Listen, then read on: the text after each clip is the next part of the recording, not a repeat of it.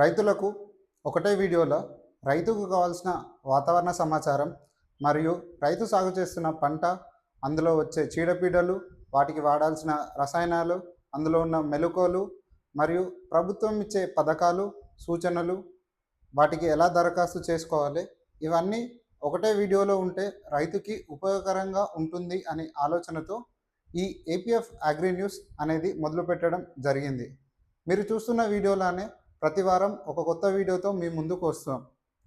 మీరు చూస్తున్న ఈ వీడియోలో ఏదైనా సమాచారం తోటి రైతులు ఉపయోగకరంగా ఉంటుంది అని అంటే దయచేసి వారికి షేర్ చేయండి. వాతావరణ శాఖ ఇచ్చిన సమాచారం ప్రకారం 15 జూలై నుండి 21 జూలై వరకు ఎలాంటి భారీ వర్షాలు తెలంగాణ కానీ ఆంధ్రప్రదేశ్లో కానీ లేవు.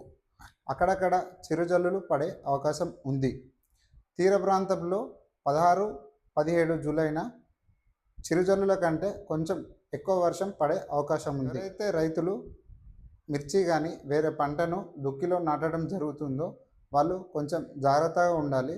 ఎందుకనంటే 30 నుంచి 40 కిలోమీటర్ల వేగంతో గాలి వీచే అవకాశం ఉంది. ఆంధ్రప్రదేశ్లో పంట బీమా అమలుకి ప్రభుత్వం సిద్ధమైంది. ఈ పంట బీమాలో మనకు 2 పాలసీలు ఉంటాయి. ఒకటి వచ్చేసి PMFBY, ప్రధానమంత్రి ఫసల్ బీమా యోజన. ఈ పాలసీ సెక్టర్ 6 అంటే 3 జిల్లాలకు వర్తించనుంది. వెస్ట్ గోదావరి మరియు విజయనగరంలో వరికి, శ్రీ సత్యసాయి జిల్లాలో కందికి.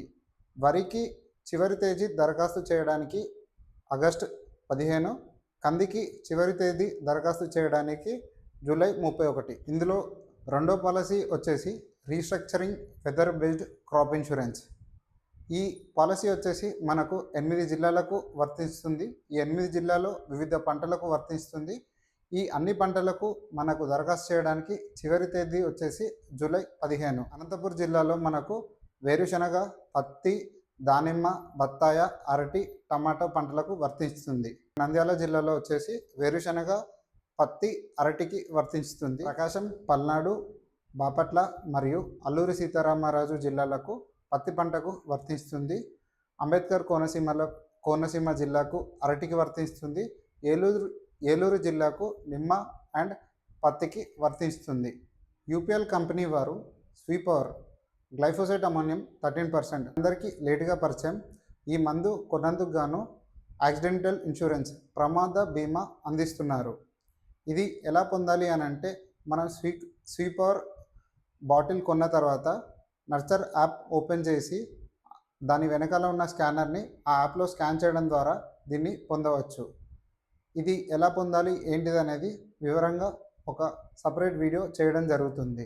వీళ్ళు అందించే బీమా వచ్చేసి 10 లీటర్లకు 5 లీటర్లకు గాను 5 లక్షలు, లీటర్కి వచ్చేసి ₹1,00,000, 500 హాఫ్ లీటర్ 500 mlకి 50,000, 250 mlకి పావుకి 25,000 అందించడం జరుగుతుంది.